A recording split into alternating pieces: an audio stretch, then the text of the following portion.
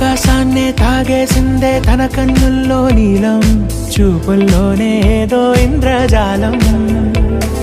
బంగారు వానల్లో నిండా ముంచే కాలం, చూస్తామనుకోలేదే నాలాంటోళ్ళం.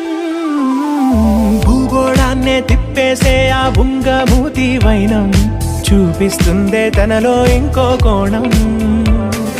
చంగావి చంపల్లో చంగుమంటూ మౌనం, చూస్తూ చూస్తూ తీస్తూ ఉందే ప్రాణం.